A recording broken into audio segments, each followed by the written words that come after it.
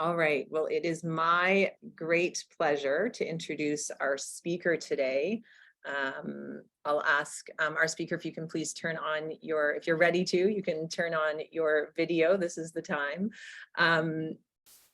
Please welcome together with me Dr. Amanda R. Tachine, who is Navajo from Ganado, Arizona. She is Nanisht as a Tachine, Zuni, red running into water, born for Tlizitlani, many goats. She is an assistant professor, thank you. She's an assistant professor in educational leadership and innovation in Arizona State University. I'm really excited. Amanda's research explores the relationship between systemic and structural histories of settler colonialism and the ongoing erasure of Indigenous presence and belonging in college settings using qualitative Indigenous methodologies. She is the author of Native Presence and Sovereignty in College and co-editor of Weaving and Otherwise in Relations Methodological Practice. So librarians in the room, I just gave you some book titles. Make sure they're in your collection. She's published in the Journal of Higher Education, Qualitative Inquiry, International Review of Qualitative Research, International Journal of Qualitative Studies in Education, and other scholarly outlets. She has also published thought pieces in Huffington Post, Al Jazeera, The Hill, Teen Vogue, Indian Country Today, Inside Higher Ed, and Navajo Times, where she advances ideas regarding discriminatory actions, educational policies, and inspirational movements. Amanda's talk today is titled Weaving as Research, Indigenous Qualitative Methodologies. So please join me in giving a warm welcome to Amanda Tachine. Yeah, thank you, Catherine, for that really generous introduction. I'm just really grateful and blessed to be a part of this conversation with y'all. And can I also recognize and shout out librarians?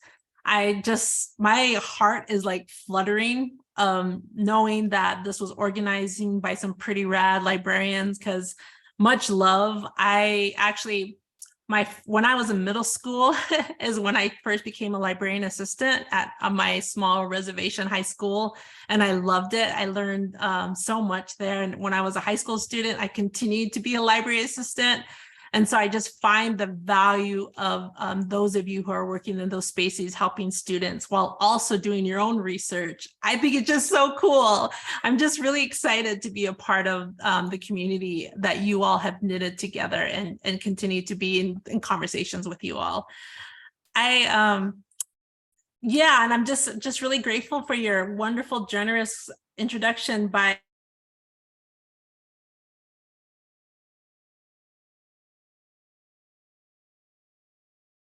my entire introduction in Navajo, because we may have some Navajos in this Zoom space.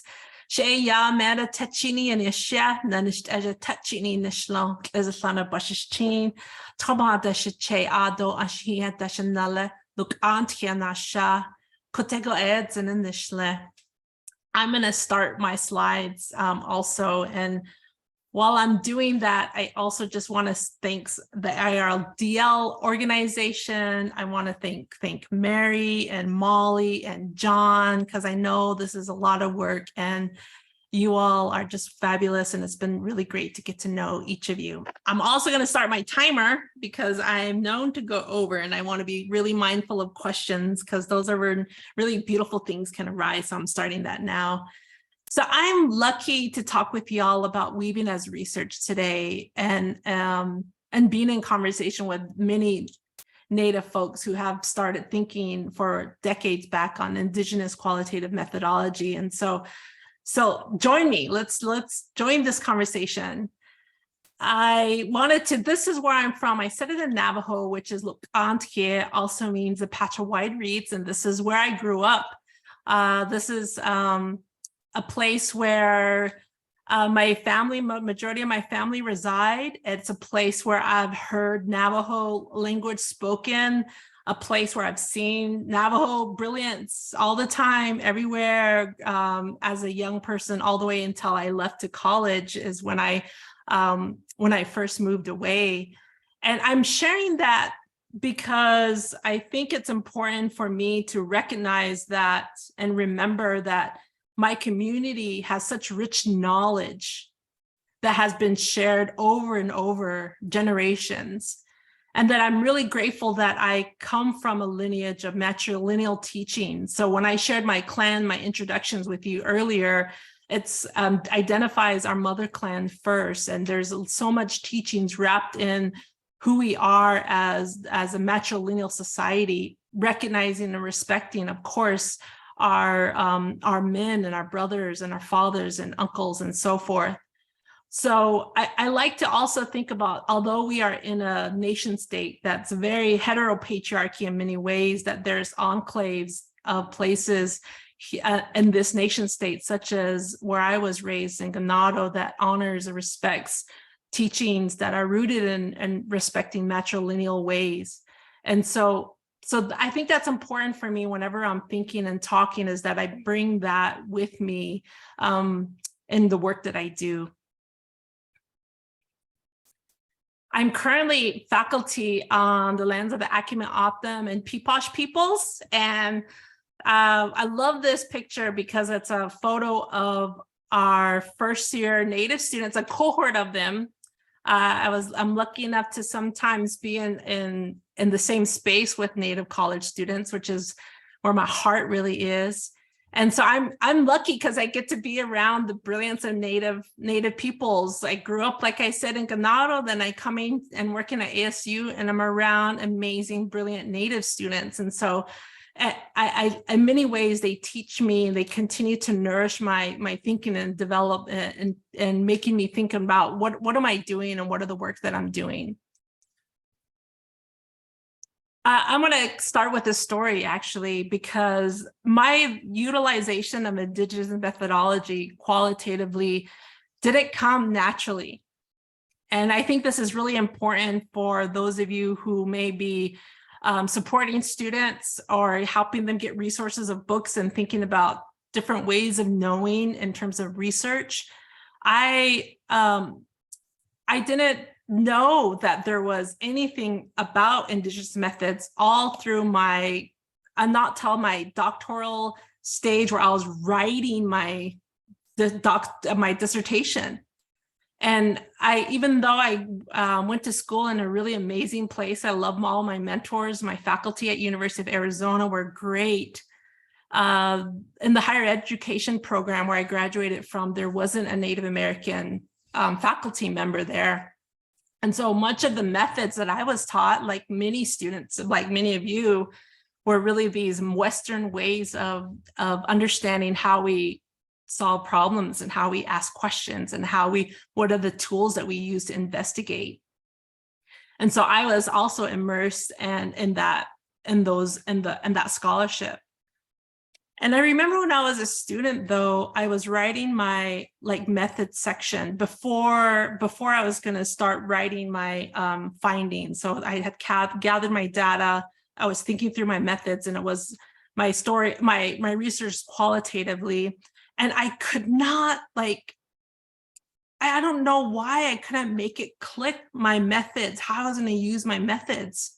And I remember sitting in my living room, and I remember books and books of different qualitative literature around me. And had many articles around me looking, and I just felt like I couldn't find something that would not separate stories from our students. And for me as a Navajo woman, separating stories allowed for the full context to be not to be included in why so-and-so student was saying a particular thing.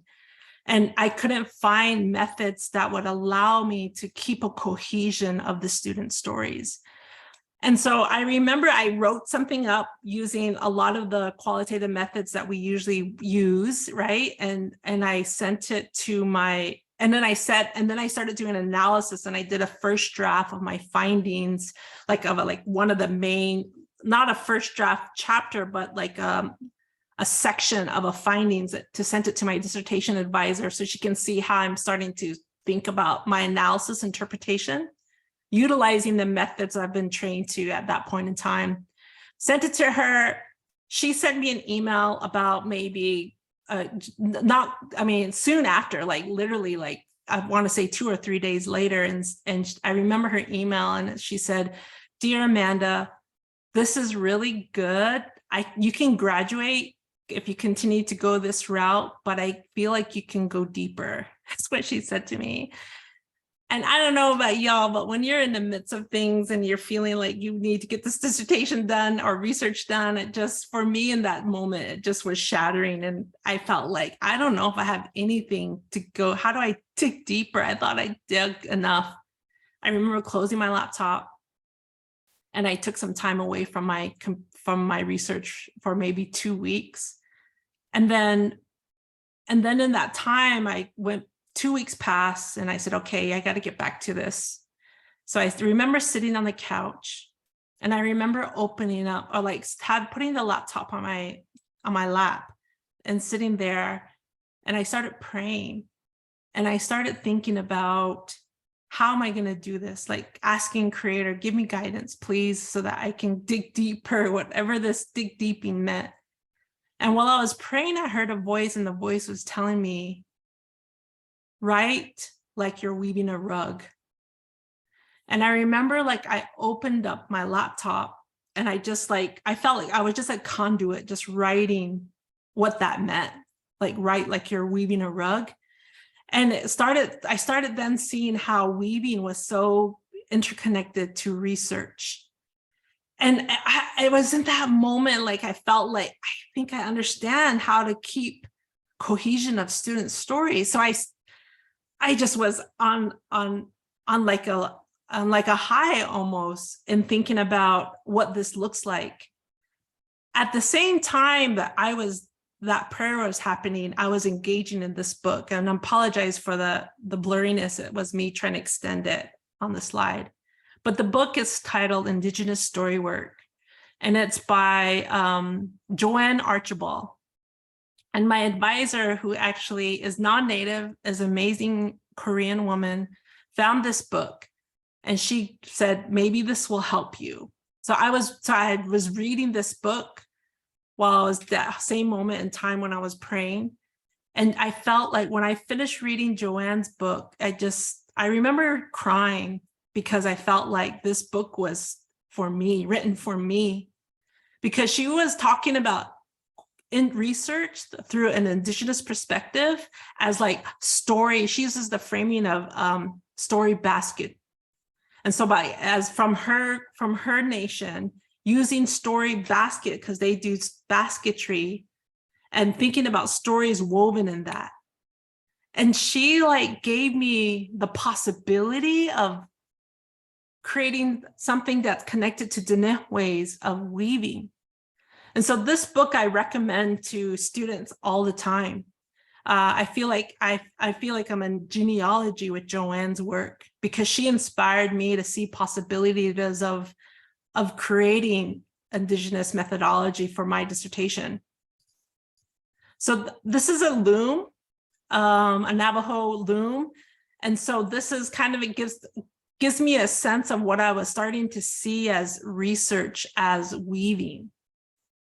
And so I started seeing story rug develop, and I was still just trying to figure out what that meant. But what I knew at that time is I knew that the loom, each element of the loom that you see, including the warp strings, which is the yarn that the string that goes up and down a vertical that the thread goes through, is a part of that process. All the yarn, the tools, the heddle that's in the middle, all of those things are part of a research. And I was starting to visualize my work as connected to a loom and as connected to a rug. And before I talk a little bit more about what story rug looked like, I wanted to also recognize that weaving for our people is connected to Spider Woman. I like to tell my kids, I'm a mother also, and I have three children. And I know that they are big Marvel Spider-Man fans, especially my son. And I like to tease them, well, before Spider-Man came out, we had Spider-Woman as a holy being in our stories. And Spider-Woman, the stories I've heard is that, and the teachings I've shared is that Spider-Woman taught us how to weave, taught our people how to weave. And in that way, there's material benefits of having rugs in terms of protecting our family and keeping our sustainability of who we are. But there's so much more embedded in rugs and textiles and the design. It connects us to a place of where we're at. There's so much teachings of where the textile and where the yarn and the dyeing process is connected to the sheep and the land of the place. And there's songs and there's designs in our sharing of those places. And so Spider-Woman taught that to us. And so I love that this work that I'm doing is connected to our ways. And it also asserts that I like to say in my head and to my kids, my children, that Spider-Woman was a researcher. Like, she was seeing problems and she was seeing how weaving was a form of for us to sustain ourselves and protect ourselves. And so that asserts the ways in which that I talk about and I think about my people. And that's really important, considering that most of the literature, shares that Indigenous people are unintelligent, and that our ways of knowing and our research work has been delegitimized for years. And Linda Tuiwa Smith, who has written Decolonizing Methodologies, does a really great job. If you haven't read that book, or I recommend that book, of detailing the harsh ways that Indigenous people as researchers have just been delegitimized and erased. And so for me, asserting that Spider-Woman as a researcher acknowledges that we have been researchers since universities were built in this nation state. It goes way back. And I think that's important for us to remember of these knowledge systems, even though they weren't taught in my class and I didn't learn it. It doesn't mean that my people are not intelligent, or didn't come from researchers, or they're not intelligent and they haven't solved problems and figured things out. I like to tell myself that I'm here today because of those research skills.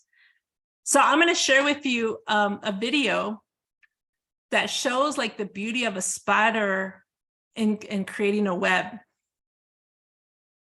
Let me know if you hear. So I'm going to kind of put the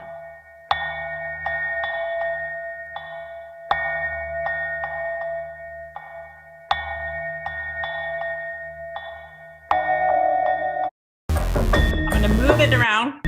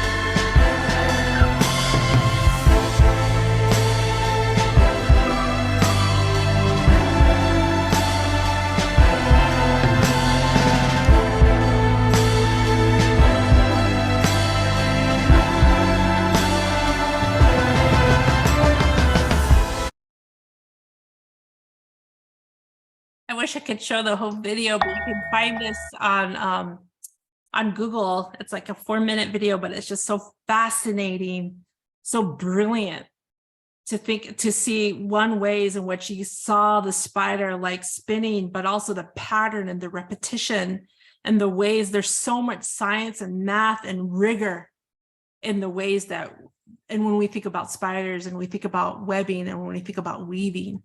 And so that gives me a lot of power in thinking about research as and being similar ways are so interconnected.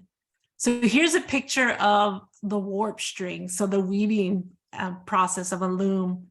And you can see the intricacies and the details that goes around the warp poles, which reminds me of how rigorous we are in our research and about how mindful we are of the stories that we hear, the connections that we have with the place that we're getting those stories, but also the ways, and then we're going to think about analyzing. So there is a carefulness and attention and a process in the warping. And I think that similarly when we think about our research. There's another picture of the process, and see that symmetry and that cross, that 8 is important for the warp strings to stay on the loom, which is a really reminder for me of how much of the work that we do, the rigorous work. I just want to continue to use the language of rigorous because Indigenous knowledge and Indigenous research is very rigorous. And I think oftentimes Western canon has made us sound like it isn't.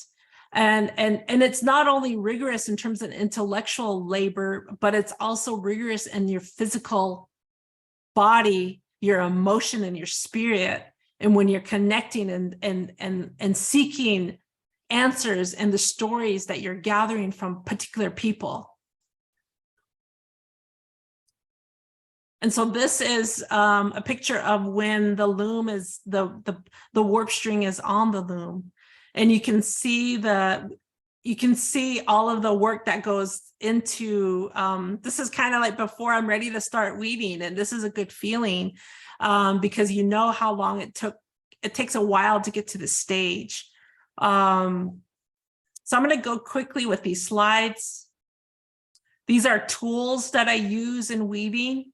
The weaving comb, the yarn, the warp string, and the sacking needles are all tools, which I like to think about it in research. I feel like the tools that we are given is like the theoretical languages that we're given in our research. So the lenses in which we are looking in research is kind of what guides us and how we're going to analyze the stories. Similarly, these tools are what's guiding us to help me to begin weaving. So I started then drawing out like this idea, what is story rug? Story rug as method, and seeing and wanting to explain that because I was seeing it when I was in front of the loom, and I was seeing it also when I was in front of the laptop in my computer. And what I was seeing was, I'm going to show you this video. I'm going to repeat it a couple of times while I'm talking.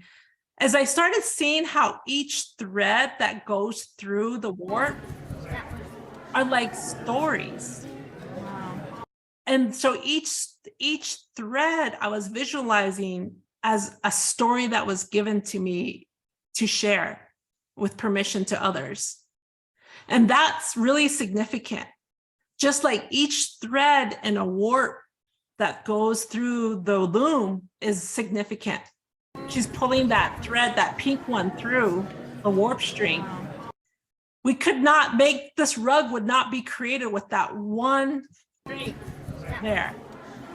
It's similarly for me then in the story of understanding why our one story threaded together will create the story rug, the design, but honoring each story is critically important for me and the work that I do.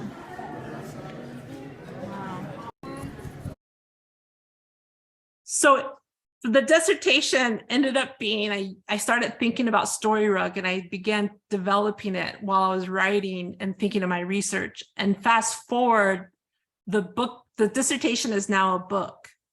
And through that time, I've been able to develop what I mean by story rug a bit more. In my dissertation, I was trying to make connections of the frame and explaining the tools like what I was sharing with you, but my knowledge was still limited in thinking about it.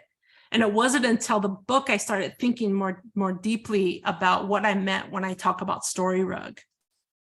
And so I'm going to read you an excerpt from the book. And the story rug then is an indigenous mixed methodological weaving approach to storing that interconnects multiple story threads from various contexts, time periods, and experiences into a cohesive pattern whole. It is qualitative in nature through the collection and analysis of multiple stories. Each thread is a story. For this book, the story rug includes 10 Navajo stories, the oral stories of the twin warriors, and our personal story. The story rug is also quantitative because there is a natural numerical counting and formula in the development of a loom and in the weaving pattern process to help maintain balance and symmetry in the design. In the story rug, there is a numerical pattern, a formula developed through the interweaving of multiple stories. To be honest, while I was forming the story rug, I struggled to find a rhythm, a pattern connecting multiple stories from different time periods, historical and present, into a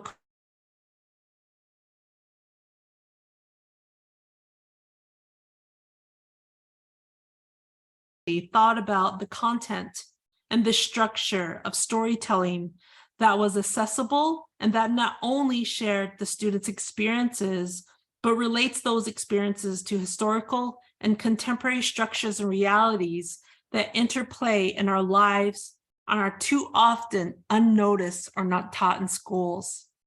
In different ways, we also understand the preciousness of one person's story.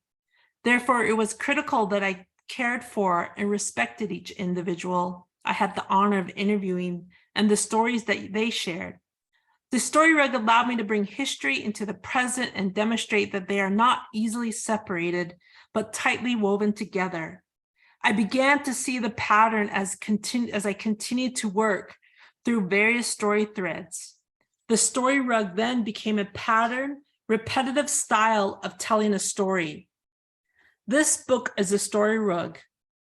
So I gave a visual in the book, as you see here, of what I explained further in the book is like the aspects of the pattern. So when you read the book, and I hope you'll be excited to read it, as there's a repetition in the analysis and in the reporting of that analysis throughout that weaves the 10 Navajo students that I was honored to learn from. It also weaves historical documents and historical stories, as well as present day conditions of reports that's happening right now, as well as my own story as a Navajo mother, because my audience in this book is actually, I'm writing to my children, Tachine and Navajo. And I'm thinking of my 3, but I'm also thinking the many young people who are going to be going to college. So I see this as like a love letter to them. So that's what I meant when I said I'm writing this for them to see. So I explained further about what I'm talking about when I'm saying story rug, and how those teachings taught from Spider Woman is instilled in the way that we can think about when we're thinking about research and sharing stories. And so I'm giving some more examples of pictures of like more like nuance. You can see in the layers of this photo of individual threads, but they're all important, but all together they create the cohesive textile that we get to see when it's on the wall or wherever the rugs that you may have. You know, we see the finished product, but what's important though is that there is recognizing the process through it and the integrity of each strand. Here's another visual of that. So, and then here is towards the ending part. And I love this part because in my learning, and I give a lot of credit to my mother-in-law, Elta Wanika, who taught me how to weave.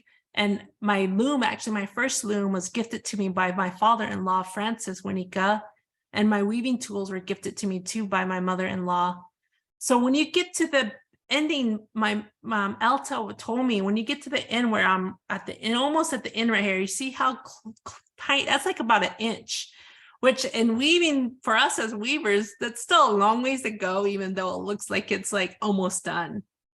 And I remember when I was talking to her about the ending process, she shared with me that sometimes weavers leave they call it a spirit cord, or they leave an indicator of their in the woven textile, like a last thread. They call it the last thread. I've heard some people call it like a spirit thread in there. And it's usually hidden. It's not often seen by non-weavers. But the idea of that is because that the teaching she shared with me is that you need to leave your last thread in there because you need to keep weaving. It's an indicator that you're not done weaving. Even though you're done with this textile, that means you're going to weave another rug. And for me, and she also shared that in a weaver, when they know it's their last rug, they won't leave the thread in there because maybe old age or maybe physically they can't weave anymore, then they know that's their last one. So in my thinking with research too, I feel like we have to leave the last thread, meaning like we have to continue to do this work for our future generations, but then we'll know when we're done with our last story rug. So there's these teachings that are embedded in so much knowledge in textile weaving that I was seeing as similarly to the work that we do as researchers, as qualitative researchers, which brought me then to this beautiful gift that I've been honored to be alongside others in a book called Weaving and Otherwise, in Relations Methodological Practice, where I was co-edited with Z Nicolazzo, who's a remarkable person. I highly recommend that you look Z up and look and buy her books as well and her thinking. She's a wonderful queer scholar who's done amazing work. And so we actually were presenting at the American Education Research Association conference on decolonizing methods. I was presenting on Story Rug on a panel alongside Z, who was thinking about methods as well from their experiences.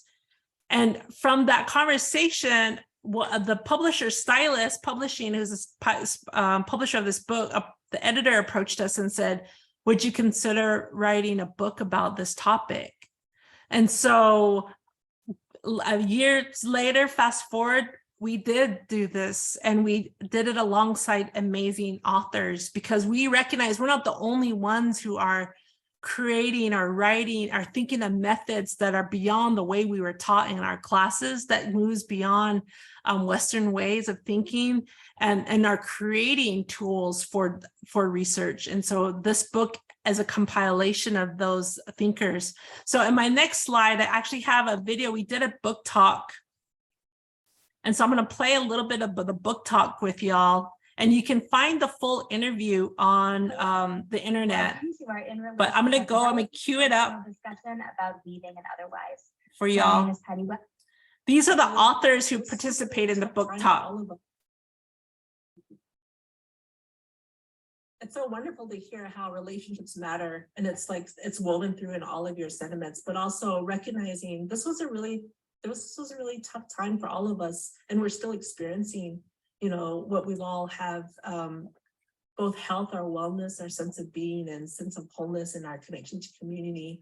So I just want to acknowledge that I know that through some of these pages, in many ways, I was crying through some of this writing, and also being held by many of your writing when you would return your pages back to us.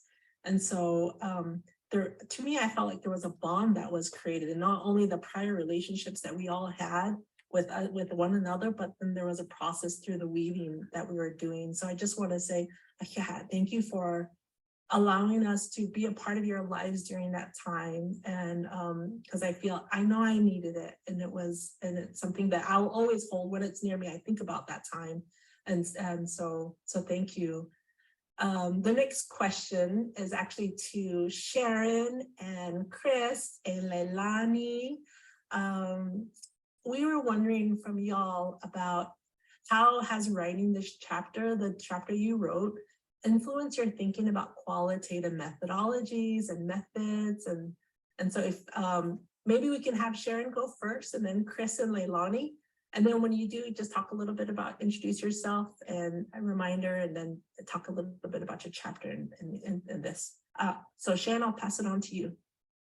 Okay, thank you. I'm Sharon. I'm calling in from the traditional ancestral unceded territory of the Musqueam, Squamish, and Tsleil-Waututh First Nations, currently known as Vancouver, Canada, and just want to emphasize my support to have their lands returned to them and their livelihoods restored from the ongoing colonialism that shapes this place and the place that I work, which is the University of British Columbia. And my chapter was co-authored with members of my research and arts collective, Gesturing Towards Decolonial Futures.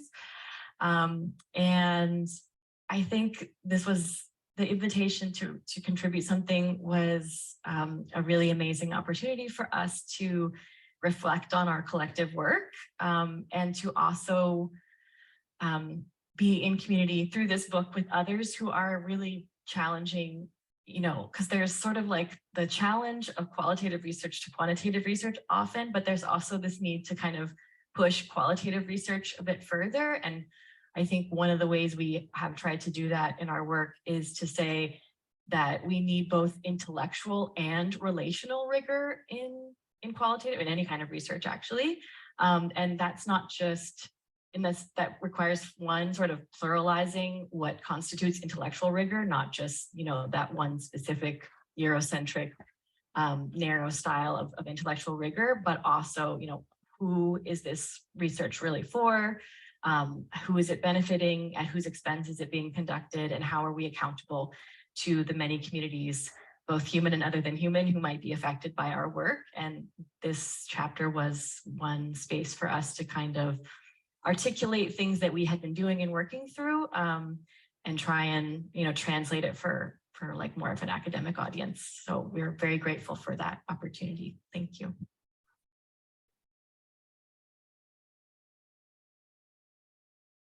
So those are just some of the authors that were a part of the Weaving and Otherwise book. And Sharon and her collective, she started introducing the idea of a methodology called bus methodology, which she did an illustration of folks being on a bus and not knowing anybody, and she explained how then research is about relation. You heard her talk about relationship rigor.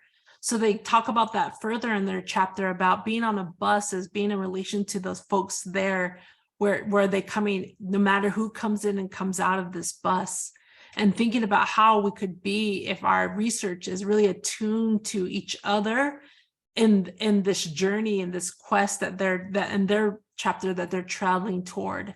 And so they did a really beautiful job of like anchoring how relationships would look like if we were to utilize a relationship rigor in our research. And so the book Weaving and Otherwise allows folks to think about in relations, because we wanted to really create a collective. The authors are all thinking collectively about being in relations to our research, meaning like the people that we get to learn from and get to have conversations with, but also being in relations, like in my case, to the loom, to the knowledge system that is generated from Spider Woman, from the tools, the wood, the sheep, like all of those natural elements that are not human, but are our relatives that are part of the land, and our relatives that are more than human relations. It's also being attuned to the place that wherever research is being, as the language is conducted, or wherever relationships are created through that process, is understanding what that looks like and what does that feel like to be in relationships to place. So this book allows us to think about those aspects that we felt that we were not getting in our own coursework about research as being relationships beyond not only the human, because they're important, but thinking of the other elements that are just as important and vital to how we are a part in doing and engaging in this work. So I'm going to stop share my screen now and actually read you a little bit from the Weaving and Otherwise book. And then and we can move to questions from there. There is a reason why you are here. Dare we say a purpose for you to grab this book and then open the pages. You may be a doctoral student in the process of thinking through your research, pondering over what to study, where to engage in a question or questions, the questions, the many questions, and considering the methods that align with not just your research design, but also your heart, values, visions, and hopes. Some of you have acquired a doctoral degree and continue to be led to engage in research that moves away from rigidity and tightness that orient us toward prescribed steps that do not fit well with the people and the land we are from and or want to learn from. We get it. We have walked in those same steps and tripped over the trepidations. We have struggled with the constraints and pulls that Eurocentric qualitative research methods impose on our bodies, our communities, and our futures. We want to be careful and not suggest that all Eurocentric ways are constraining.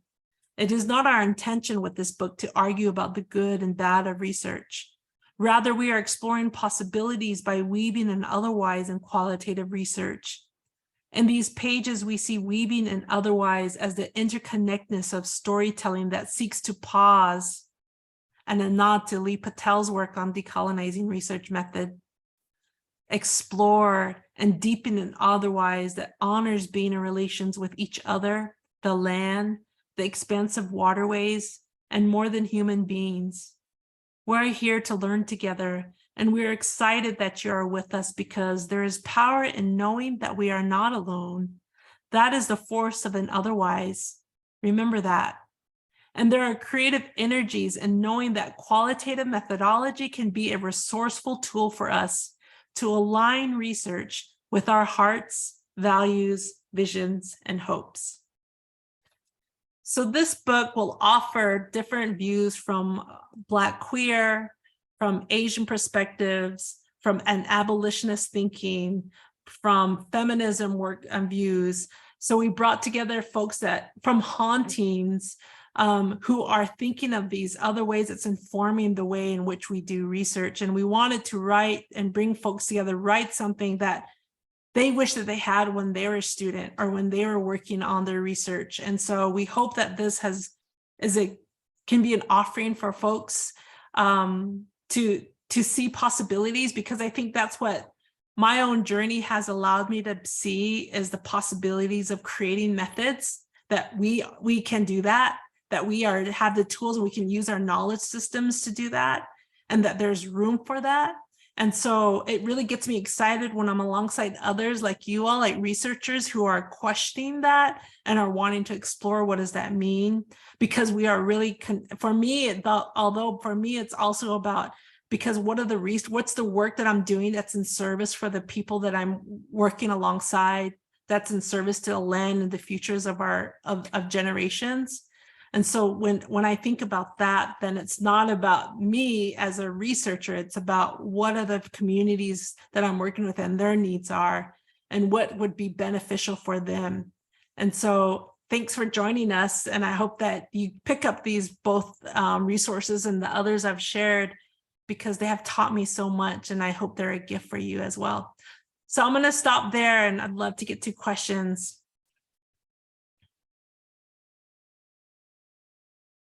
Amanda, thank you so much.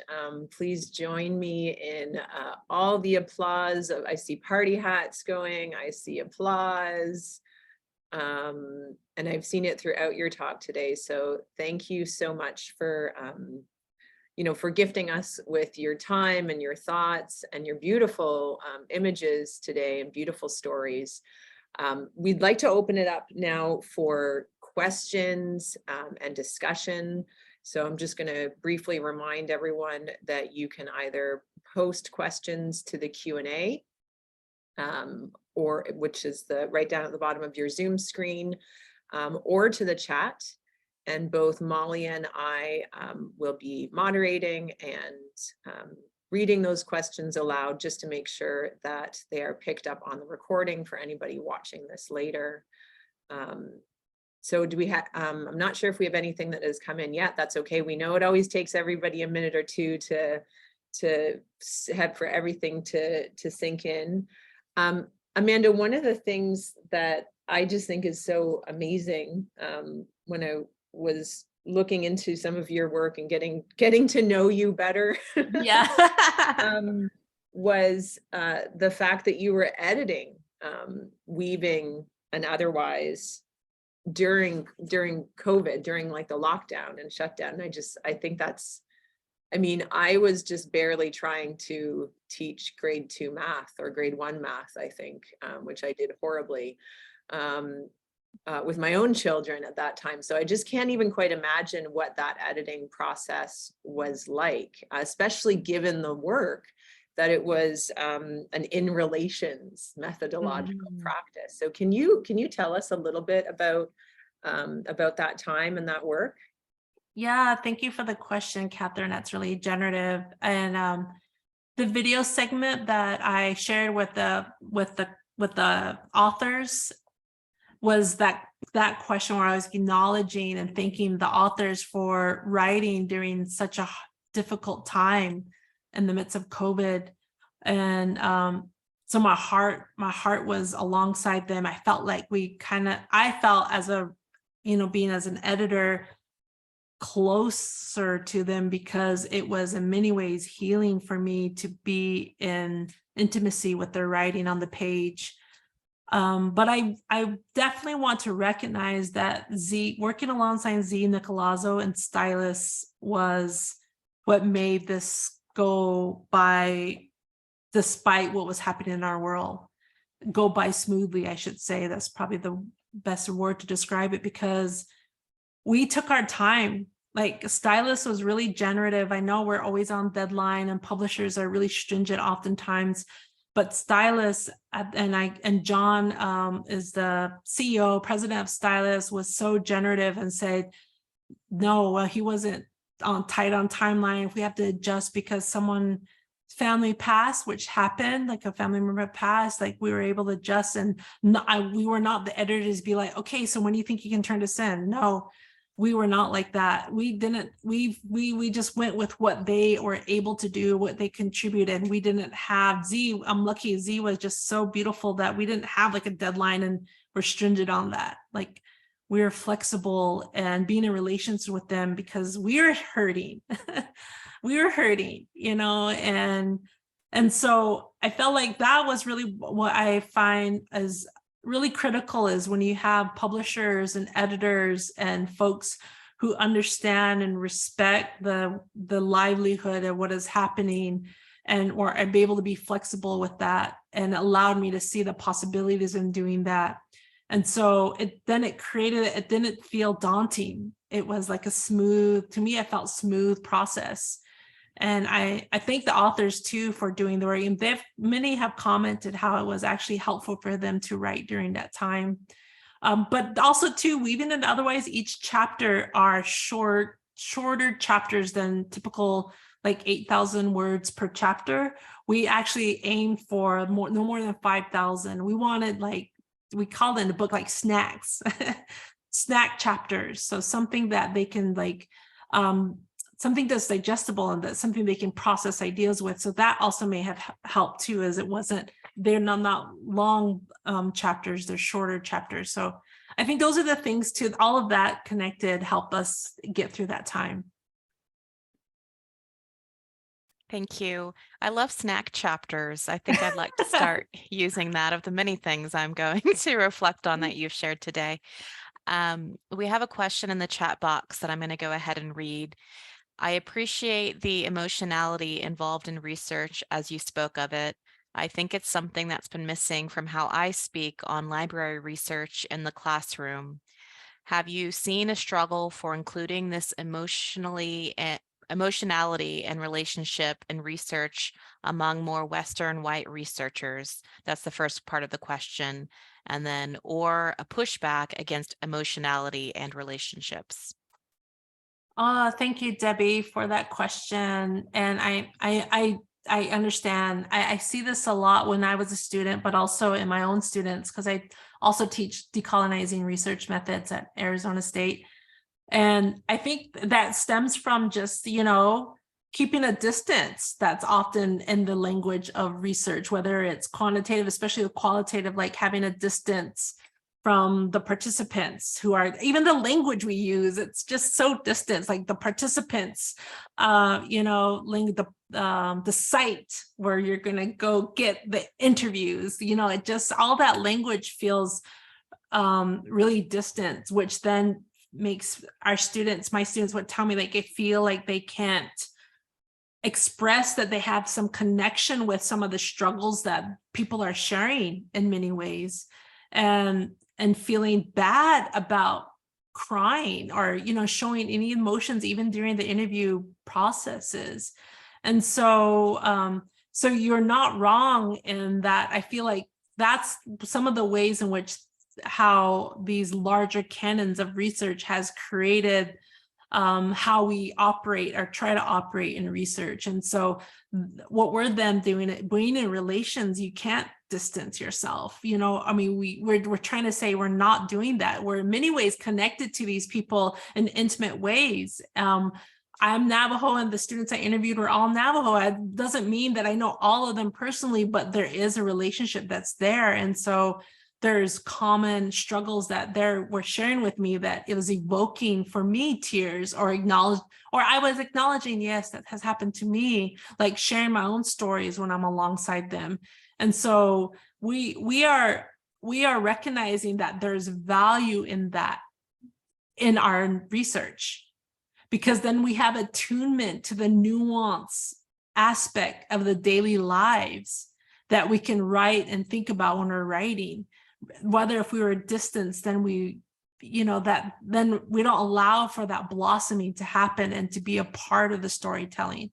And so, but yes, Debbie, that's there. And that's something I think that we have to work on, is how, and so we hope this is maybe an offering for folks to think of using that language to think about emotions. There's a great theory, affective theory by Dion Millen, who's been thinking about that more specifically as a theory. So that may be something too to think about and read about. So it's just bringing that effectiveness into the way we think.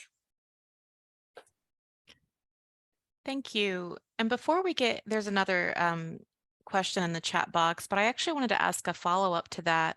Yeah. You've sort of communicated the support that you've experienced and the type of research methodologies that you're doing, both in the early phases of your work and with your publisher.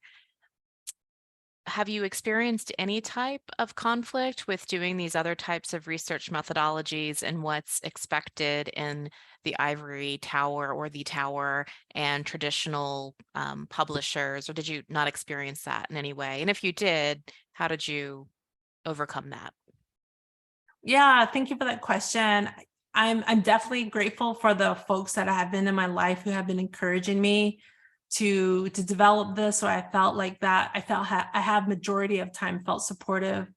But I've also been, on social media, on things that I write about methods, I get a lot of folks who are not supportive of this thinking, and who are blatantly clear about that this isn't research, like bringing up that language of this isn't research, this is unintelligent, like how can you be doing this type of work? So I get that as well. And so those are the things that I think when you're pushing against, the status quo and how things have always been done, that's something that comes with that process. And so for your second question about how am I getting through that, I feel like for me, it's been like knowing that, and I don't know if this is healthy, but recognizing that those things are going to come, that I'm going to get pushed back, but really being affirmed with the way that I'm thinking. And actually, quite honestly, when I do get like critical feedback and that there's something that's like, oh, maybe I need to explain that next time, or maybe I need to think about that further in my analysis or how I'm explaining it in the development of my thinking. So actually, I transform it to something that I can utilize to maybe I'm not being as clear. But in terms of like publications with journals, I'm really grateful for the ways that journals are being more open to this and qualitative methods. I'm really excited about, I feel like there's a growing group of folks who are welcoming new ideas in methods, both qualitative and quantitative.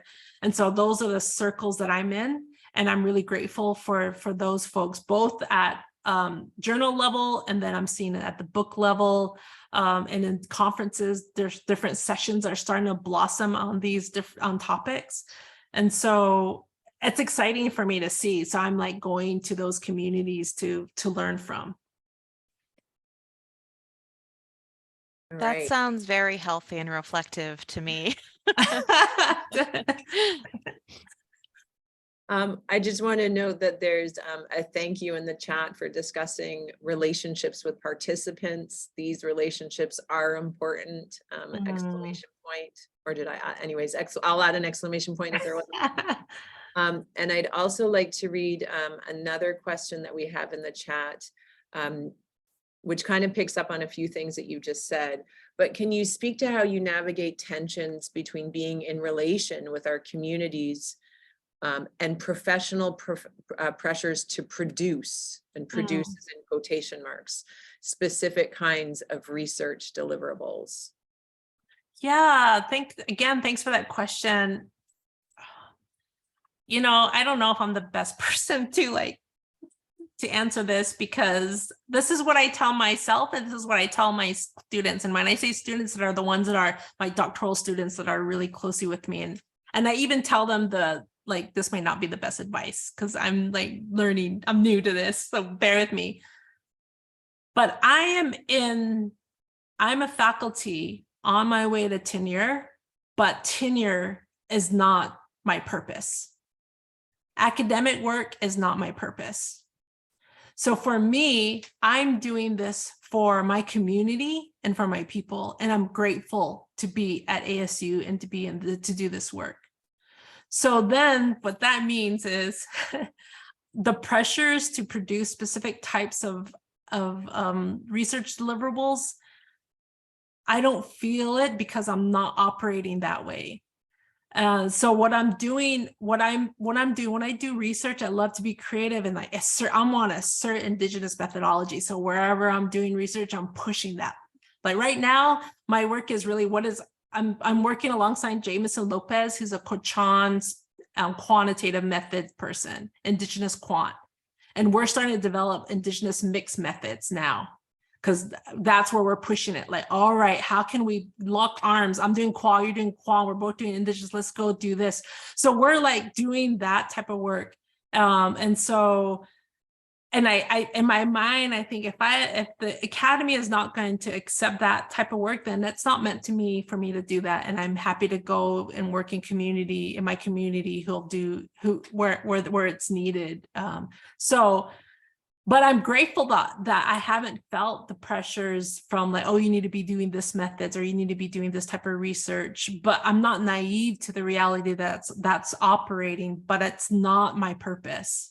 And so because if it's not my purpose, then I'm not going to concern myself around those challenges that may arise.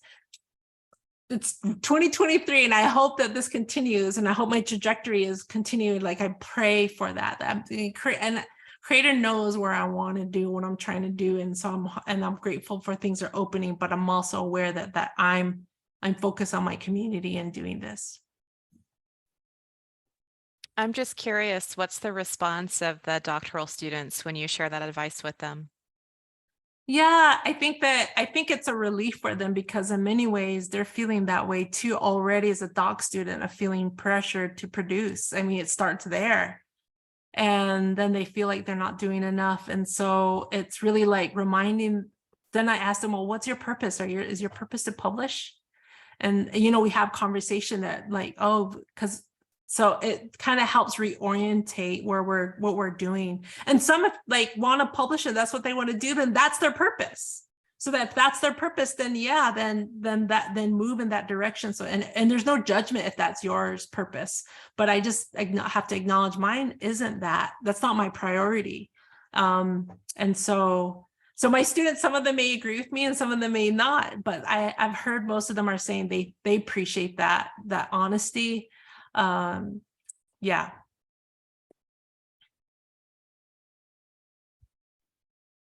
I love that. As soon as you said that, I wrote down tenure is not my purpose. I love it. It's so freeing.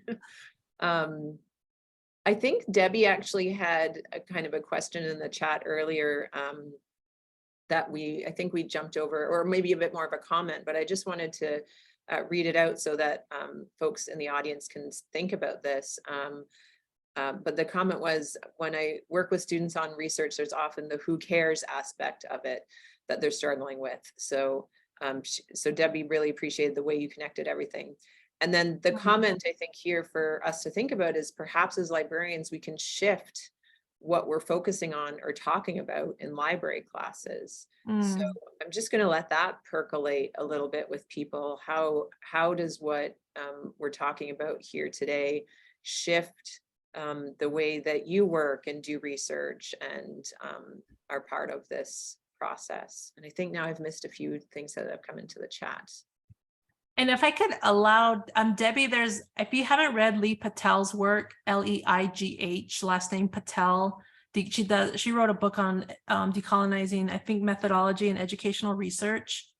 She has 3 foundational questions in that, which really has helped me and my students when we talk about, and I'm gonna paraphrase her questions. I don't want to say it incorrectly, but it's something around like basically who benefits from this research.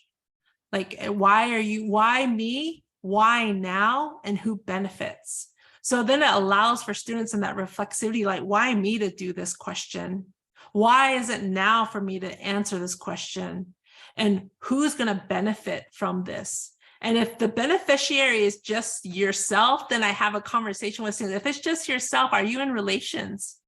Because if the beneficiary isn't uplifting the community or supporting whoever you're writing about, then you may need to think about how you're analyzing or you're interpreting the data, because someone can go in and research natives and have a really great question and then write up an analysis that natives are deficient, inadequate. I mean, that's the history of our research of Native people. We've been labeled as deficient.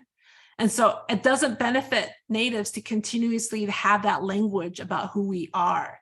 So then it's not benefiting that. So I share with students, okay, think about that. Why you? Why now? And who is benefiting that? And Lee Patel those questions, those are so important for how we think of do the work, what has guided me and the students I work with.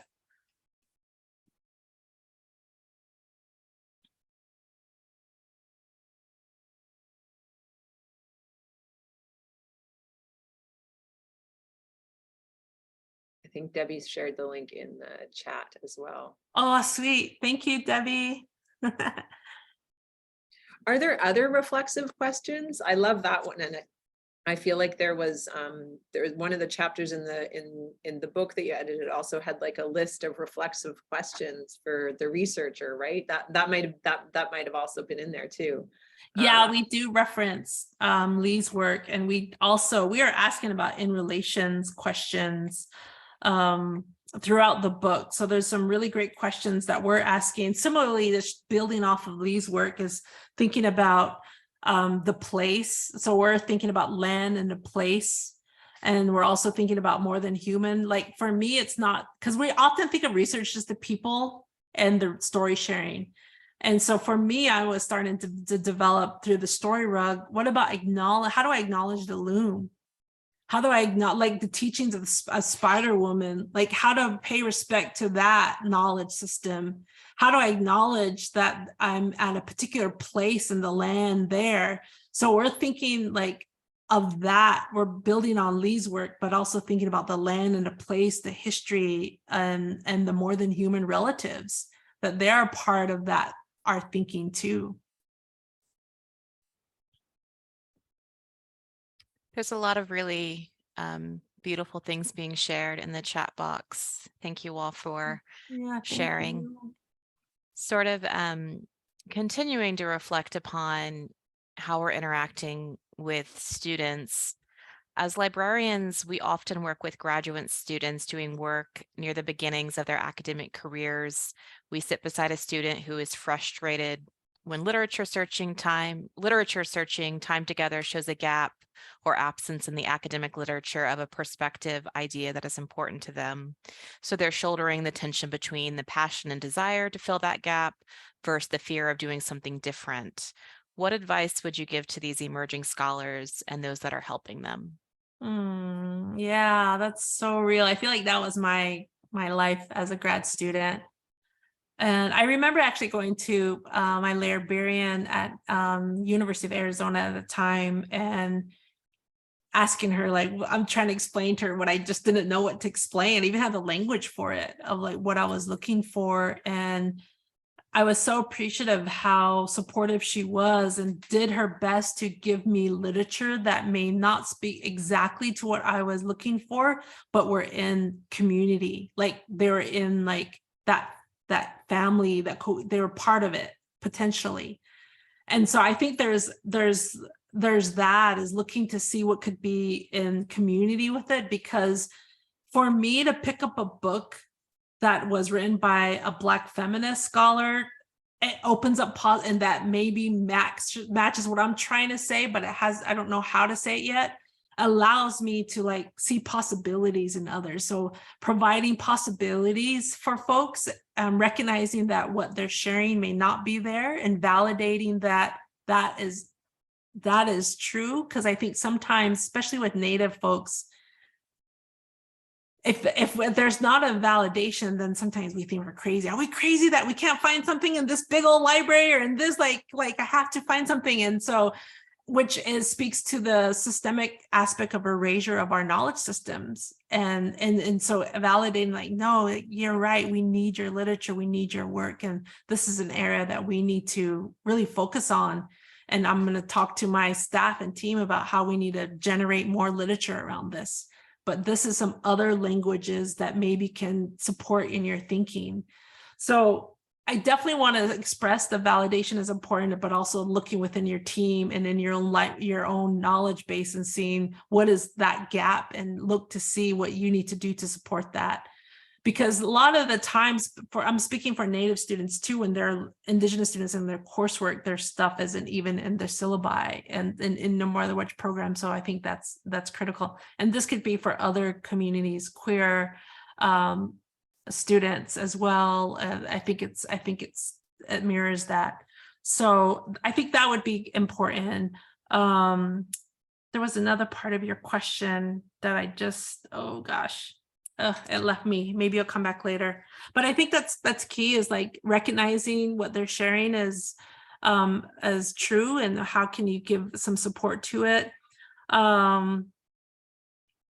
Yeah, I'll stop there. I just want to also just share how appreciative I am to my former dissertation chair, now good friend and mentor, Jenny Lee, who I mentioned earlier was Korean and gifted me the Indigenous Story Workbook. And that wasn't even in our library. She found it. So she was out and probably somewhere and found it and brought it to me.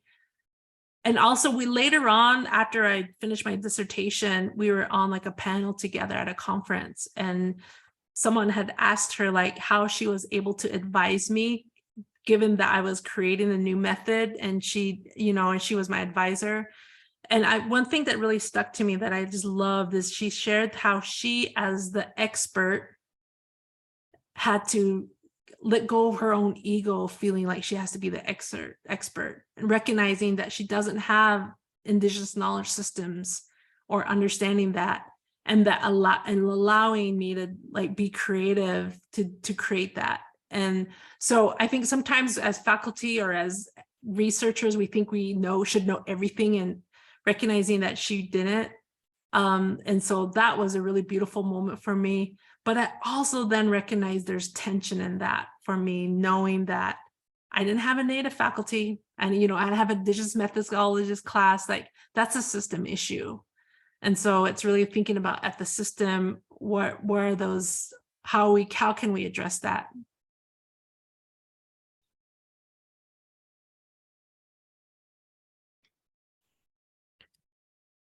So go ahead, Catherine. No, go ahead.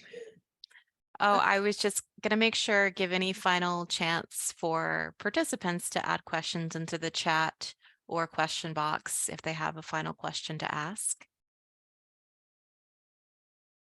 And also, I think examining our own collections, like I think it would be fantastic for folks to leave this talk today, or folks watching the recording, to go and take another look at what you have. Like, do you have? Sorry, I'm just going to go library a lib guide. Lib guides is one of the things that Library Land tends to love. We create research guides for folks to do research that are published freely available on the web. Sometimes they go to resources that not everybody can access because of paywalls, but do we have one on, does your library have one on Indigenous research methodologies, for example? So I think there's also ways in which this conversation can lead us to really do some more self-reflection of ourselves and of our organizations, and what part we are playing and what actions we can take. Thank you so much for this wonderful, fantastic talk. I have, as you know, I've been excited about this for a couple of months. Oh, So. me too. We've both been sharing in that. Yes. Yeah, I Maybe. especially appreciate all of the recommendations for additional readings that you've given. Very helpful, and something that I know I'm going to dive into, and I'm sure others are as well. Oh, it's been my pleasure, and thank you, especially given that my internet and we worked it out, and you all stayed with us, and I just thank you so much for the love and saying the support, and I just really feel so grateful, and shout out to all of you who are doing this good work. I so appreciate it. So Amanda, not a single person left Oh, during thank the you. internet downtime. Everybody stayed. Yeah. Oh. All right. Well, it's about time to wrap. So let's offer our thanks to Amanda and our moderators, Catherine and Molly. Fantastic. Let's get some applause for them in the chat or emoji. Look at it. Love it. Love it. So I'd like to thank Loyola Marymount University for its support of our Institute for Research Design and Librarianship. I'd like to thank the Institute of Museum and Library Services for your consistent support of IRDL since 2014. And thank you to the team that labored to put together this learning event. We look forward to learning alongside you at our next event. And with that, we'll close for the day. Thank you very much for joining us.